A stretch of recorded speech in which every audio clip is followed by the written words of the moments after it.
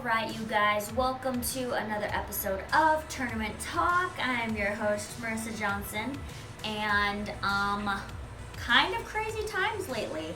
I do apologize once again. I was just getting into a rhythm for doing more episodes and having more guests on my show, and then all of this stuff about coronavirus started to arise. So things got a little crazy. I was also out of town a bit, so apologies for that, but welcome. I'm finally doing another episode, and if you can guess what the topic is, it is how to train at home, or just how to have a regular life schedule with all that's going on right now.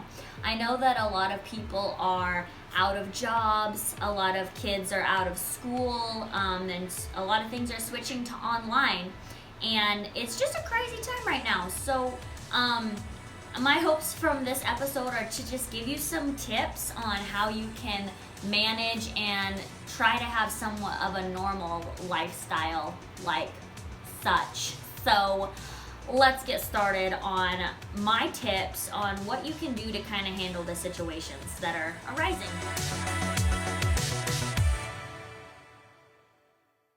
And I'm not sure exactly what your situation is, of course, but let's start from a tennis perspective, and then I'm going to shift it into a little bit of a life perspective, and hopefully my tips can help you. So, from a tennis perspective, it obviously depends on what state you're in or what country you're in on, regulations on how you can, go about your day.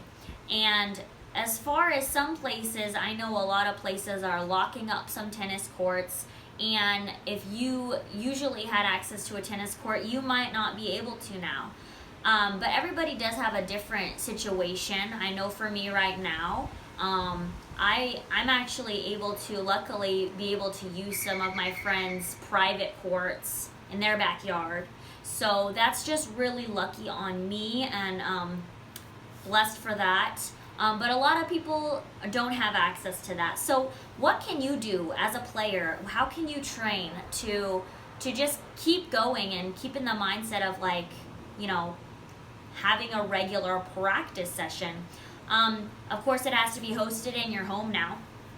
And a lot of things can come to shadow swings and footwork.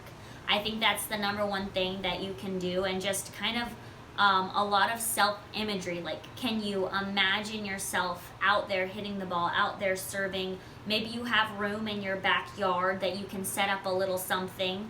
I've seen a lot of people posting how they've made little mini courts in their backyard, or they're serving at the wall that they have, neighboring their neighbors. They have a wall they can hit on, but if you don't have access to those certain things, and maybe you live in a small space like me. So I actually live in an apartment here. There's zero space, you guys. There is nothing, no room to swing a racket. There is stuff everywhere, and right now I'm on my porch. If you're watching this on YouTube, you can see little porch, little bit of space, but it's not like I can come out and swing a racket. My suggestions for those people that literally have nothing. I know that it is ridiculously hard to get up the motivation to do something that's different and do something that's hard. And I would suggest, first and foremost, have you gotten in my 7-day footwork challenge yet? You guys, it's completely free. I've made these 5-minute footwork workout videos for you, and I've also put some mindset training in there too. A lot of extra goodies in there. So if you haven't gotten that yet, this is a great way to just get something going for you. And they're 5-minute workouts. You can do them as many times a day as you want, so that you feel like you actually have a good workout. So in order to access that, don't forget, I'm going to put the link in the description of this podcast, but please go to 7day.ripittennis.com. That's the number 7day.ripittennis.com. So please go access that if you haven't already. That's going to be a great way to just get moving and hopefully have some motivation for you to get something going throughout your day. And yeah, just a lot of shadow swings, a lot of, if you have the space, you know, get in your backyard, imagine that you're out there playing a point, and if you do have access to somebody's court, you know, don't forget to wash your hands, hand sanitize, Lysol wipes, whatever you got, so that you can stay clean out there, and, you know, maybe only one of you touches the tennis balls that you opened, so that you can hit. So that, for me, I see no problem with playing tennis. You might feel it differently. I don't. It's very social distanced, and if only one of you is touching the balls, then you're good then. So that's just my opinion, though. But let's get into a little bit more of what you can do just in life, because this is something that's very serious, and things that I notice when I get out of a routine and things are just different. Things that have happened to me. I'm not waking up early anymore because I have no motivation to, and I don't have a reason to.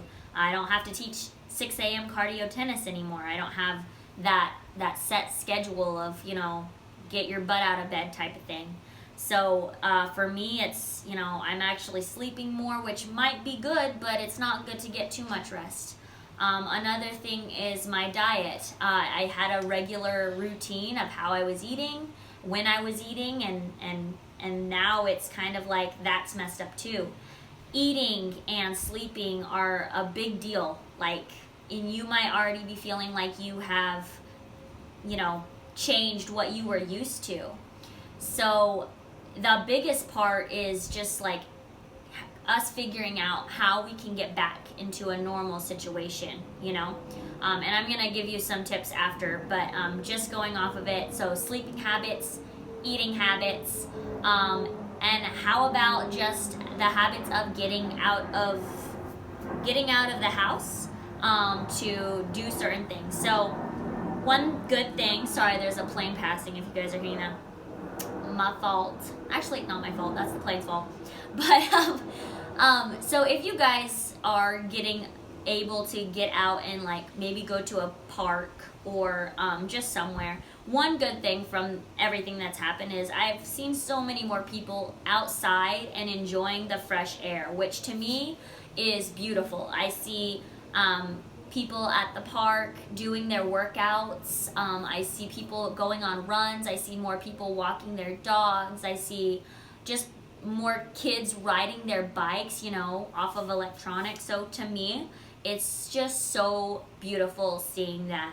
So I'm a huge advocate right now. I mean, to being outdoors and having a little bit of sunlight for your day, however you can, just go for a walk or something, because depression and anxiety build if you are switching your schedule and you're also not getting enough exercise, vitamin D or whatever, you know, those, it's a big deal. And that also, they all kind of smack you in the face at once, right? Like, as soon as the schedule changed for me, okay, sleeping, I can sleep more, eating, I can eat more, I don't have to exercise as much. It's just a lot, and you don't want to screw yourself over if you're, you know, just because things are different. So these are my tips, and I'm sorry it took a while for me to get to it, but I'm hoping that, I know that the motivation is hard to just do it when you don't have a certain thing that you have to get to or go to because you're in quarantine and you're at home, right? So my biggest suggestion, and it always is, and this is actually part of that 7-day footwork challenge I give you, is, you know, make a schedule for yourself. Make a schedule for your eating, and make a schedule for your sleeping, and make a schedule for the activities that you're going to do throughout the day. Because if you have that, at least you know what you plan to do at a certain time. But if you don't, then you're basically just at home all day.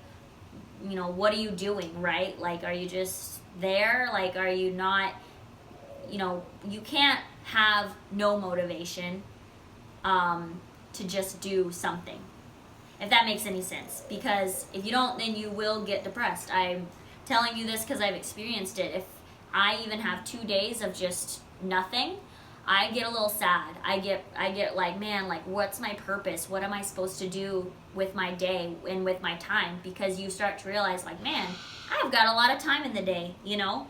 So the best you can, just make yourself a schedule. Say, I'm going to wake up every day at 7 a.m. or 8 a.m. or whatever time that you want, and then I'm going to do this. I'm going to drink a glass of water. This is a great prep day, prep morning, by the way. I'm going to get up at this time. I'm going to drink a glass of water. I'm going to wash my face. I'm going to read,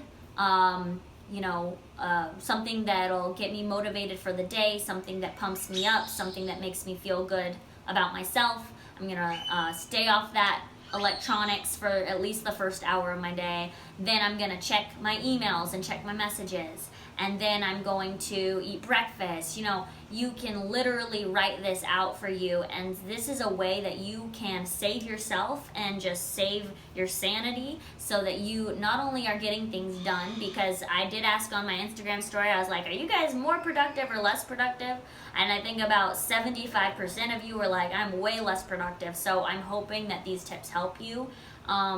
And then, for me, luckily, I'm able to go out and still play a little bit of tennis, while I still can, until something crazy happens. But thank goodness for that. Until then, and even when it does happen, I'm going to set a specific time to work out at home and do the best that I can. So I'd love to hear y'all's thoughts. Let me know how you're dealing with everything. If you need a helping hand, I hope to be that motivation for you, which is why I created the 7-day footwork challenge. So don't forget to go to that link, and don't forget to set your schedules, you guys. I'm 100% advocate for this, and I don't want anybody to be getting sad and anxiety and everything, because it's a scary time right now. But we got to look out for ourselves and our mental health, and that is why I'm suggesting these things. But other than that, stay home, stay safe, and 6 feet of distance, you guys. So thank you so much for joining me on this episode of Tournament Talk. I hope it was a huge help to you, and I will see you guys in the next episode. Have a fabulous day and week and month and year. You guys are the best.